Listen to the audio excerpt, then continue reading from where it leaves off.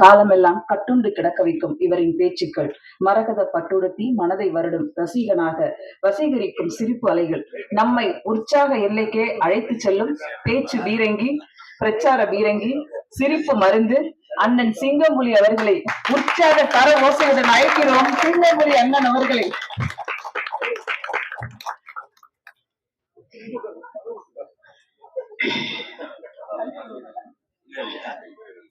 Good evening. Each other day, I look so many various different parts, but I don't know about this part. But this part holds my heart, holds my large place in my heart. நீங்க தான் பார்க்குன்னு வைப்பீங்கள, இங்கிலீஷில் வைப்பீங்கள, நாங்கள் இங்கிலீஷில் பேசக்கூடாது. நீங்கள் பூங்கான்னு வச்சுருந்தீங்கன்னா நாங்கள் பேச மாட்டோம். நீங்கள் பார்க்குன்னு வச்சதுனால நம்ம இங்கிலீஷில் கொஞ்சம் பேசுவோம். நல்லா இருக்கீங்களா? நல்லா. இந்த படம் வந்து நான் ஆல்ரெடி சொல்லிட்டேன், இந்த படத்தில் நான் நடிக்கலை. பட் கண்ணன், என் கண்ணன் கருப்பு கண்ணன் தான் சொல்லுவேன். அவர் வந்து எங்களோட அசிஸ்டன்ட் டைரக்டர் இருக்கும்போதே பழக்கம். நீங்கள் வாங்க, தயாரிப்பாளர் நீங்கள் வரணும்னு ஆசைப்படுறாரு, நீங்கள் வாங்கன்னு கூப்பிட்டாரு. கண்டிப்பாக வரேன்னு ஈஸியாக ஷூட்டிங்லங்க நான் வந்தேன். இன்னைக்கு வீட்டில் இருந்தேன். காலையில் எல்லாம் மெசேஜ் அனுப்பிச்சாரு, எல்லாம் வந்தேன். ஸோ எல்லா பேரும் நீங்கள் வரீங்களா, நீங்கள் வரேன்னு சொன்னீங்களாமே, நீங்கள் வரீங்களான்னு சொன்னேன்னு என் தம்பி அன்பு சிறு முதலீட்டாளர்கள் தலைவர் இருக்கார். அவர் நீ வரேன்னு சொன்னியாமே, நீ வரேன் அப்படின்னா எல்லாரும் பேசிக்கிட்டு இருக்கையில நான் வரமாட்டேன் அப்படின்னு வீட்டில் கதை அடைச்சிட்டு படுத்திருக்கிறது முறையாக இருக்காது. நான் வரணும். யார் யார் வரா? உதயகுமாரன் வராது, பேரரசன் வராது. சரி, நம்மளும் போயிடுவோம். தமன் கூட நான் வந்து ஒரு 10 இயர்ஸ்க்கு முன்னாடி சேதுபூமின்னு ஒரு படம் பண்ணேன். அந்த படத்தில் நான் இருந்தேன். அதில் வந்து டிஎஸ்பி பாலையா சாரோட சன்னு ஜூனியர் பாலையெல்லாம் நடிச்சிருந்தாரு. அவரே சொன்னார், ஜூனியர் பாலையானே சொன்னார், அப்பாவோட ஒரு பாடி லாங்குவேஜ் உனக்கு இருக்குடா, பாலையா சாரோட இருக்குடா, என்னை விட உனக்கு அதிகமாக இருக்குடா அப்படின்னாரு. அதோட பெரிய பெருமை எனக்கு எதுவுமே இல்லை. ஆனால் தமனுக்காக இந்த ஃபங்க்ஷனுக்கு வரணும்னு நினச்சேன். தமன் யாருங்கிறீங்க? அவன் பெரிய ஒரு ஏர்லைன்ஸில் ஒரு 10 இயர்ஸ் பேக்கே அவன் 4 லட்சம் 5 லட்ச ரூபா சம்பளம் வாங்கக்கூடிய ஒரு பையன் தம்பி. அப்பயே 10 இயர்ஸ் முன்னாடி அவ்வளோ பெரிய போஸ்ட்ல இருந்த பையன், பெரிய போஸ்ட்ல இருந்தாப்புல ஏர்லைன்ஸ்ல, ஃபாரின்ல, எமிரேட்ஸ்ல. அதெல்லாம் வேணாம்ட்டு இங்கே வந்து உட்காந்து பண்ணிக்கிட்டே இருக்கார். திடீர்னு பார்க்குறேன் ஒரு சீரியல்ல லீடா பண்றாரு. திடீர்னு பார்க்குறேன் என்ன தம்பி எங்கடா இருக்கு அப்படின்னு ஒரு நொடின்னு ஒரு படம் பார்க்குறாரு. அதுக்கப்புறம் பார்க்கேன் பார்க்ல பறக்க வர்றாரு. உனக்கு இந்த சினிமா கண்டிப்பா செய்யும்பா, நீ கவலையப்பட. இந்த சினிமா நீ கவலையப்படாது. டூ எக்ஸ்ட்ரீம்ஸ் இருக்கு. நிறைய படங்கள்ல நடிச்சுக்கிட்டே இருந்து 42 வயசுக்கு மேல சூப்பர் ஸ்டார் ஆனவர் எம்ஜிஆர். ஒரே படத்துல பராசக்தியில் நடிச்சு சூப்பர் ஸ்டார் ஆனவர் சிவாஜி. 2 எக்ஸ்ட்ரீம். சினிமா யார் கொடுக்குறீங்க? என்னை மாதிரி முடி இல்லாதவனுக்கு கொடுக்கும், நிறைய முடி வச்சு சீவ முடியாதவனுக்கு தான் கொடுக்கும். புரியுங்களா? அதனால நீ எல்லாம் அழக, நல்லா இருக்கேன், நல்லா ஃபிட்டா வச்சிருக்கேன், நான் பார்த்த மாதிரியே இருக்கேன், குண்டா இல்ல, எது வேணாலும் இல்ல, ஒரு நல்ல ஒரு ஃபிட், ஹீரோக்கான ஒரு ஃபிட், பேரசன் சொன்ன மாதிரி நல்லா இருக்கேன். இந்த படம் இல்லை, அதை ஓடிக்கிட்டே இரு. ஒரு படம் வரும், அந்த படத்துல சைன் பண்ணிக்கலாம். உனக்கு சினிமா உன்னை பாதுகாக்கும், சினிமா செய்யும். ஓகே. அடுத்து இயக்குனரை பற்றி சொல்லணும்னா, ஃபர்ஸ்ட் ஹாஃப்ல நெஞ்சு வலி, செகண்ட் ஹாஃப்ல வயிற்று வலி, நெஞ்சு வலி. சார் சொன்னாரு, நான் லாரன்ஸ் மாஸ்டர்கிட்ட அவராக இருந்தேன். அதெல்லாம் நீங்க நம்புவீங்களா? எங்கள் ரிலேஷன் ஒருத்தர் எங்கள் அண்ணன் ஆல் டாக்டர். அவர் வீட்டில் நான் தங்கி அவர்கிட்ட வந்து அவருக்கு சினிமாவில் வேலை பார்க்கணும்னு வந்தேன். அவர் ஒரு பெரிய ஸ்டுடியோவில் இருந்தார். அந்த ஸ்டுடியோவில் டார்க் ரூம்னு ஒன்று இருக்கு தெரியுமா உங்களுக்கு? அந்த நெகட்டிவ் எல்லாம் போட்டு கழுவாங்கல்ல, சோடியம் தயோசல்ஃபேட்லாம் போட்டு கழுவி ஃபோட்டோவெல்லாம் அப்படி இப்படி மாட்டி வச்சுருப்பாங்கல்ல, அந்த ரூமில் லைட்டே போடக்கூடாது, ஒரே ஒரு ரெட் லைட் மட்டும்தான் இருக்கும். அந்த ரூமில் நான் 6 மாதம் தங்கியிருக்கேன். அந்த ரூமில் நான் 6 மாதம் தங்கியிருக்கேன். எப்போ போய் தெரியுமா உங்களுக்கு? 10 மணிக்கு ஸ்டுடியோ அடைச்ச உடனே நான் போய் படுப்பேன். ஸ்டுடியோ ஆரம்பிச்சு வேலைக்கு வர்றதுக்குள்ளே நான் கிளம்பி போயிடுவேன். உள்ள லைட் இருக்கா, பேஸ்ட் இருக்கா, ப்ரெஸ் இருக்கா, சட்டை எங்கே துவச்சு போடுறது எதுவுமே தெரியாது, இருட்டாக இருக்கும். அங்கே தங்கியிருக்கேன் நான் அயனவரத்தில், மடிப்பாக்கத்தில். சுதந்திரத்துக்காக போராட வந்தேன். சினிமா எனக்கு வேணும்ல, அதுக்காகத்தான் நான் வந்தேன். உங்களுக்கு புரியுதா? உங்களுக்கு கொடிது வறுமை கொடிது, இளமையில் வறுமை கொடிது, அவ்வளவுதானே. ஃபர்ஸ்ட் ஹாஃப் நீ கஷ்டப்பட்ட இல்ல, செகண்ட் ஹாஃப் மட்டி இல்லாட்டி ராசா தானே. உனக்கு பாரு, உன் காசு உனக்குன்னு ஒரு டைரக்டர் முருகன், உங்க காசுல ராஜா 2 பக்கத்தையும் ராஜாவை ஒட்டி விட்டாரு. நீ எங்கிட்டு சுட்டி விட்டாலும் ராசா நடணும் பாரு, உனக்கு மட்டியே விடாது. ஏன்னா நீ உன்னோட முற்பகுதியை நீ வந்து சினிமாவை கொடுத்துருக்க. இனிமேல் உனக்கு ஒரு நல்ல ஒரு லைஃப் இருக்கும், நல்லது இருக்கும். எங்க அண்ணன் மக ரஞ்சனா நாச்சியார், எங்க அண்ணன் மக டாக்டர் பாலாவோட ஓன் பிரதரோட மக, ஓன் பிரதர் பாலா அண்ணனோட அண்ணன் மக. எனக்கு அவர் அண்ணன் தானே. எங்க பெரிய மாமா அவர் பாலா டாக்டர். வந்து உட்காருவா அந்த பொண்ணு. நான் ஏமாளிங்கிற படத்துல வா அப்படின்னு அப்படின்னு சொன்னேன். சீட்டு குடிக்கணும், குடிப்பேன் அப்படின்னு. சித்தப்பா உங்களுக்கு எது இருந்தால் நான் பண்றேன் அப்படின்னு சொல்லிச்சு. ராமநாதபுரம் மாவட்ட பாராளுமன்ற தொகுதி பாரதிய ஜனதா பொறுப்பாளர் அவர்.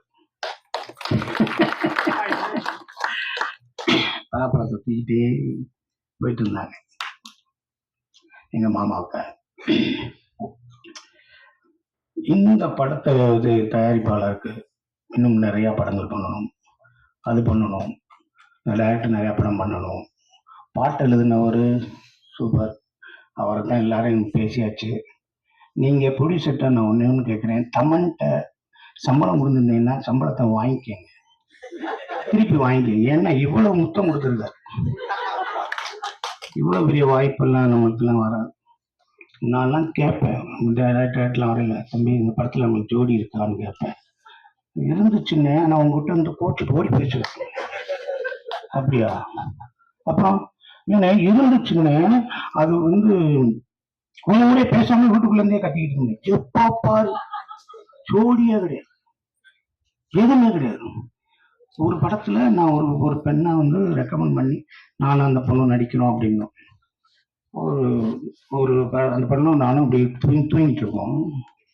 அப்போ இந்த ஸ்டேஷன்ல இருந்து என்னை டிரான்ஸ்ஃபர் பண்ணிடுவாங்களா அப்படிங்கிற மாதிரி நான் அப்படி தூக்கம் இல்லாமல் இருப்பேன். அப்படி தூங்குங்க, ஏன் இதெல்லாம் யோசிக்கிறீங்க அப்படின்னு சொல்லி நானும் அந்த பொண்ணும் அருகிலே படுத்து பேசுற மாதிரி இருந்துச்சு. ஒரு அசிஸ்டன்ட் ஒத்து பார்த்துட்டு டேக் போறதுக்கு முன்னாடி, சார் அவர் 2 பேரையும் தள்ளி படுக்க வச்சுட்டு நடுவில் குழந்தைய போட்டுலாம் சார், குழந்தைய போட்டாங்க. சரின்னு சொல்லி இங்கிட்டு பார்த்தேன், சார் அந்த இன்னொரு 2 குழந்தை இருக்குல்ல சார், அதையும் சொல்லி நடுவில் போட்டாங்க. நான் ஹீரோயினிய பைனாக்குள்ளார பாக்குறேன், எனக்கு பேரா போட்டாங்க, பைனாக்குள்ள பாருங்க அங்க படுத்துருக்கு, அங்க தூங்குது.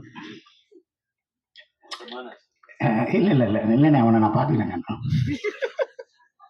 ஆக இந்த படத்துல எல்லா பேருமே ஒரு நல்ல ஹீரோயினியா இருக்கட்டும், நல்ல பிளஷன்ட், ஒரு ஹாப்பியா பிளஷண்டான ஒரு ஃபேஸ் இருக்குல்ல, அந்த அந்த அந்த அந்த இருக்கு ஸ்வேதாக்கு. அது கடவுளோட வரம், அப்பா அம்மா கொடுத்த கிஃப்ட்டு. அதை நீங்கள் கரெக்டாக பண்ணி நீங்கள் பெருசாக வரணும். அப்புறம் அப்பா அம்மா அவங்களுக்கு வந்து உதயகுமார் சார் பிடிச்ச மாதிரியே இருக்க ஹீரோயினோட அம்மா ஜெயந்தி மாலாவும் அவங்களும் நல்லா, அவங்களும் பெரிய லெவலில் வரணும். இங்கே இருக்க எல்லா கேரக்டர்ஸும் எல்லாமே வரணும். ஒரு தமன் கூட நினைக்கும் போது ஒரே ஒரு காமெடி மட்டும் சொல்லிட்டு முடிச்சிடறாங்க. இங்கேருந்து வீட்டிலேருந்து காரில் எடுத்து அசிஸ்டன்ட் டைரக்டராக இருக்கேன். அப்போ நேராக காரில் அப்படி போயிட்டே இருக்கும். அப்போ ஒரு ப்ரொடக்ஷன் மேனேஜர் பேசுகிறாரு, எங்கே வந்துக்கிட்டு இருக்கீங்க புலி அப்படின்னாரு. நான் வந்துக்கிட்டு இருக்கேன் டெஸ்ட்புரத்தில் வாசன் ஹவுஸ் போகணும். வாசன் ஹவுஸ் பிடிச்சிட்டாங்க. வாசன் ஹவுஸ் போகிறேன்னா இல்லை கொஞ்சம் இருங்க, ரைட்டில் மைக்கிள்னு ஒருத்தர் இருப்பார், அவரை கூப்பிட்டு வந்தேன். சரின்னு சொல்லி மைக்கில் கூப்பிடுவோம்னா மைக்கில் வந்து ஒரு பெட்டி எடுத்து வந்தான். என்னடா ஏறா அது வந்து மூணு பெட்டியில் இருக்கவங்க திறந்து காமிச்சா உள்ள ஒரு பொம்மனேரியன் நாய் உட்காந்து. இது என்னையான்னு கேட்டேன். அதான் சார் இது அம்மாவுக்கு ஐங்கூரில் நடிச்ச மாதவி தீட்சித் மடியில் உட்காந்து அந்த நாய், சல்மான் கான் பிச்சு வளர்த்த நாய். அப்படியா உக்காரியான்னு ஒன்று திருப்பி போயிட்டே இருக்கும். அப்பா அவருக்கு அப்புறம் போனோடனே திருப்பி ஃபோன் வருது, சார் நீங்கள் வரையில் அந்த ஆர்டிஸ்ட்டை கூப்பிட்டுவாங்கண்ணா. இந்த ஆர்டிஸ்ட காக்கா ராதாகிருஷ்ணன் இருக்காரு, அவர் கூப்பிட்டுவாங்கன்னு. நாங்க சொல்றிய அப்படின்னு சொல்லி அப்போ தீப்பே கிடையாது, ஒன்று புண்ணாக்கும் கிடையாது. அங்க போனோடனே அவர் வீட்டுக்கு போனோடனே அவர் அங்க வாங்க உட்காருங்க வாங்க அப்படின்னு கதவை திறந்தேன். நாய்க்கு பசிக்குதுன்னு அவன் பிஸ்கட்டை கொடுத்துட்டான். அந்த பிஸ்கட்டை சாப்பிட்டு இப்படி திரும்பி பார்த்தோன்னே அண்ணன் காக்கா ராதாகிருஷ்ணன் வர்றாரு, குழச்சிருச்சு. உடனே அவர் டென்ஷன் ஆயிட்டாரு. ஏன்னா நாய் கூப்பிட்டு போற வண்டி இல்லடா நீ ஏத்துறீங்க, என்னடா வச்சுக்கிட்டு கத்துறாரு. ஐயா வாங்க 8 மணி ஆச்சு, வாங்க அப்புறம் கெஞ்சுறேன். இல்லை ஏற மாட்டேன்ட்டோன்னு என்னை திரும்பினோடனே, நீ இந்த வண்டியில வரக்கூடாது, நீ தானே அசிஸ்டன்ட், நீ தானே ப்ரோக்ராம் பண்ணு, வரக்கூடாது. நான் கெஞ்சுறேன், நீ போனேன்னு ஆட்டோ காசு இல்லை, என்னை வாங்கினேன் நான் சொன்னேன், முன்னாடி உட்காந்து வரவே கூடாதுனாரு. கார் கதனை மூட்டாரு. நான் சொன்னேன், இந்த அம்பாசடர்ல காக்கா போலாம், நாய் போலாம், சிங்கம் புலி வரக்கூடாதான்னு.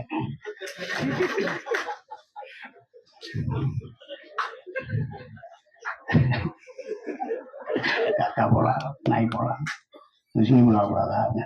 எங்க கதவை திறந்துட்டு வந்து என்னை கட்டி பிடிச்சிட்டாருங்க. அந்தால எவ்வளவு பெரிய ஆளு, கட்டி பிடிச்சிட்டாரு. அவர் மனோகரால நடிச்சாரு பாருங்க. ஊர்லயே 2 வகை உண்டு, ஒண்ணு வைக்கப்போர் ஒண்ணு அக்கப்போர்னாரு பாருங்க. ஊர்லயே 2 வகை உண்டு, ஒண்ணு வைக்கப்போர் ஒண்ணு அக்கப்போர் அப்படின்னாரு பாருங்க. அதெல்லாம் ரெஃபரன்ஸ் எடுத்து தான் நான் மாயாண்டி உங்க தரல லூசா நடிச்சது. அந்த அவ்வளவு பெரிய. அதுக்கப்புறம் பார்த்து நான் கட்டி பிடிச்சேன், நல்லா பேசிட்டடா சிங்கம் புலி, வாடா என் மடியில உட்காந்துக்கடான்னு கூப்பிட்டு போனார். நான் படம் பண்ணும்போது, ஏதாவது ஒரு படம் பண்ணும்போது படத்தை பார்த்து என் ஃப்ரெண்ட் எல்லாம் சொல்லுவாங்க, என்னடா நான் சென்சார் பண்ண, என்னடா லூஸ் தனமா பண்ணிட்டேன் மாதிரி. நான் லூஸா ஒரு படத்துல நடிச்சேன், சொன்னாங்க என்னடா பெர்ஃபெக்டா பண்ணிட்டேன்.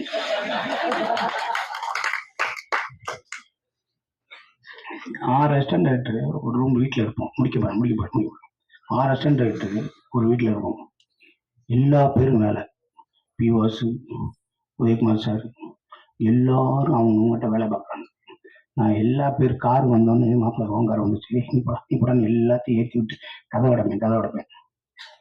அப்போ எல்லாருமே வண்டியில போகும்போது எனக்குன்னா எனக்கு ஒரு மென்டல், நான் இவர்கிட்ட தான் வேலை பார்க்கணும், நான் இல்லாட்டி வேலை பார்க்க மாட்டேன்னு.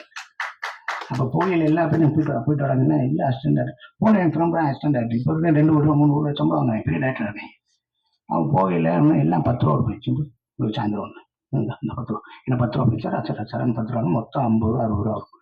அதை காப்பி குடிச்சிட்டு மதியானம் சோறாக்கி வச்சுட்டு குனிமல் சோறாக்கி தயிர் சோறு வச்சுட்டு அப்படி இப்படி அந்த 50 ரூபா 60 ரூபா அதுக்கும் சாயந்தரம் வந்துடுவாங்க. அப்புறமேல ஏதாவது சாப்பாடு வாங்கி கொடுப்பாங்க. அப்போ சொல்லுவாங்க, தினமும் வேலைக்கு போறவன்னா அறிவாளி கிடையாது, ஷூட்டிங்க்கு வேலைக்கு போறவனா அறிவாளி கிடையாது, வேலையே இல்லாம வீட்டுல உட்காந்துருக்கேன் முட்டாள் கிடையாதுடா, தைரியமா இருக்குமாய். அதைத்தான் இன்னைக்கு இருக்க சினிமாவில் இருக்க அத்தனை பேருக்கும் சொல்றேன். என் சொந்தங்களே, உயிர்களே, உங்களுக்கு வாய்ப்பு இல்லைன்னா நீங்க முட்டாள் கிடையாது. உங்களுக்கு வாய்ப்பு வரப்போகுது, அதுக்காக ரெடியா இருங்க.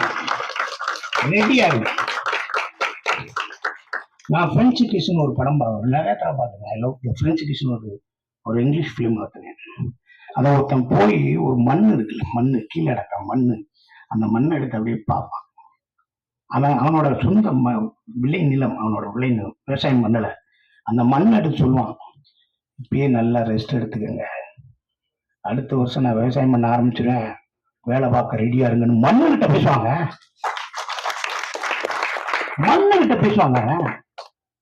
அதனால இன்னைக்கு சொல்றேன், இந்த கதாநாயகியா இருக்கட்டும், கதாநாயகனா இருக்கட்டும், இங்க இருக்க கேமராமேனா இருக்கட்டும், இங்க இருக்க எடிட்டரா இருக்கட்டும், இங்க இருக்க சின்ன சின்ன வேலையை பண்ண அசிஸ்டன்ட் டைரக்டரா இருக்கட்டும், எல்லாரும் போய்கிட்டே இரு.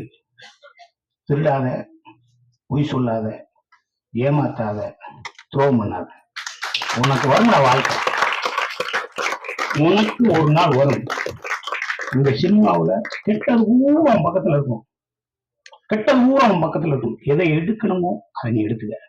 which one is best, choosing wisely. எல்லாத்தையும் நீ எது வேணுமோ அதை எடுத்துக்க. கெட்டதான் இங்க பக்கத்துல இருக்கும், நல்லது தூரமா இருக்கும். போய்கிட்டே இருக்கணும்.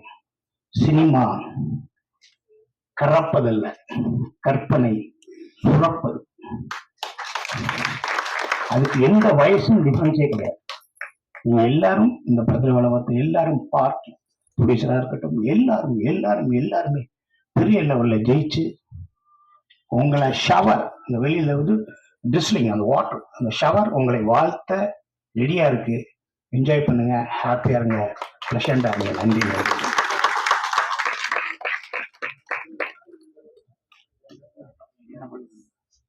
நான் ஒரு சின்ன ரிக்வஸ்ட் சொல்லியிருக்கேன். சார் நல்லா பாட்டு பாடுவாங்க. அதாவது சங்கீத ஜாதி முல்லை அவருடைய குரல்ல 2 வரி மட்டும் கேட்போம்.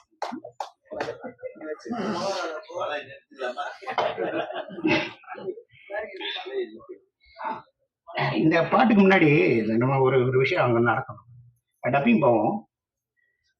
டப்பிங் போகையில ஒரு இடத்துல ஒரு ஒரு ஷார்ட் ஒன்று பேசும். என்னப்பா அண்ணே கொஞ்சம் லவுடரா, அண்ணே கொஞ்சம் இல்லைண்ணே கொஞ்சம் பேச, அண்ணே கொஞ்சம் என்ன அஸ்கியா அப்படின்னு சொல்லுவாங்க.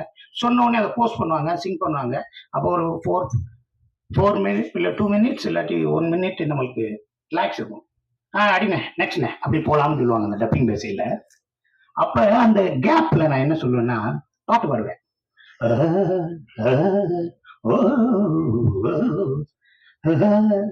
அப்படி பாடுவேன். அதாவது அங்க இருந்து இன்ஜினியர் ரூம்ல இருந்து என்ன சூப்பரா பாடுறீங்கன்னு எவனாவது சொல்லிடுவானா ஏங்குவேன். அந்த டைரக்டர் என்ன என்ன நல்லா பாருங்கண்ணே, இந்த பாட்டுல ஒரு தொகையில வேணா பாடிடுறீங்களா அப்படின்னு அந்த சொல்லுவான்னு ஏங்குவேன். இவன் கை கொடுத்துருவானான்னு ஏங்குவேன். புரியுங்களா உங்களுக்கு? அன்னை பாட்டே இருக்கும் கொண்டு வச்சு நான் அன்னை பாட்டு சின்ன குண்டல படத்துல அதெல்லாம் பாடுவேன் நான். ஒரு பேரும் சொல்லவே மாட்டாங்க. நான் இடையில காட்டணும் அப்படின்னு நிறைய பாடுவேன். ஒண்ணுமே சொல்ல ஒரு அசிஸ்டன்ட் ஒரு நம்ம டச்சப் பாய கூட்டு போயிட்டேன். வாடா எங்க நான் வாடா டப்பிங் போறேன். நான் எங்க டப்பிங் வாடா, நான் இங்க டப் பண்ணுவேன், நீ இன்ஜினியர் ரூம்ல இரு. சரிண்ண, அங்க என்ன சொல்றாங்கன்னு மட்டும் என்கிட்ட சொல்லு. ஓகே. அங்க போய் நின்னா டப்பிங் நடந்துச்சு, பேசினேன். பிட்வீன்ல சங்கீத ஜாதி முல்லை காணவில்லை கண்கள் 2 அண்ணே என்ன ரெடினே ரெடினே போலாம்னே அப்படின்னா என்னடா கட் பண்றாங்க. அடுத்து அண்ணே போலாம்னே போலாம்னே உயிரே அண்ணே விளையாடி போலாம்னே போலாம்னே. சரி டப்பிங் முடிஞ்சு பாட விட மாட்டாங்க. வந்துச்சு கார்ல ஏறி அவனை உட்கார வச்சாச்சு. போயிட்டே இருக்கு. தம்பி இப்ப சூப்பரா பண்ணிட்டேங்க டப்பிங், நான் பண்ணது எனக்கு தெரியும். நான் பாடும்போது அங்க என்ன பேசினாங்க அண்ணே, நான் பாடும்போது அங்க என்ன அண்ணே அந்த அசந்தாரு ஐயோன்னாருங்க. நான் லூஸ் பட அவ்வளோ டைரக்டர் ஆக விடுறேன். இது இன்ஜினியர் என்ன சொன்னாரு, ஆரம்பிச்சுட்டாரா அப்படின்னு. ஆனா இந்த தேட்டர்லயே போடக்கூடாதுன்னு சொன்னா இந்த தேட்டர்ல போட்டாங்க. டைரக்டர் என்ன சொன்னா, அந்த ஆள் என்ன சொன்னாரு, அண்ணே விட்டா எப்பயாவது ஏட்டி முட்டியா பாடிக்கிட்டு சீக்கிரம் முடிங்கன்னா சார். அப்படி ஓரமா வண்டியை நிப்பாட்டி அவன்கிட்ட ஒரு 200 ரூபா கொடுத்து இந்த விஷயத்தை எங்கேயாவது வெளியே சொன்னேன்னு கொளுத்தி போடுவேன், ஓடி போயிடுறேன். அவன் தச்சப்பா வர்றான், எனக்கு பேக் தூக்குறான், அவனை அப்படியே பார்ப்பேன். மோவரட்டேன் அவன் என்கிட்ட சங்கீத சாதி.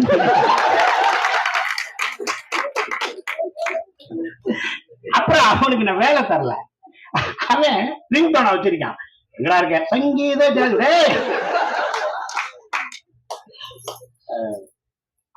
அசிங்கப்பட்டா தானங்க வாழ்க்கை, நம்ம படாத அசிங்கமா.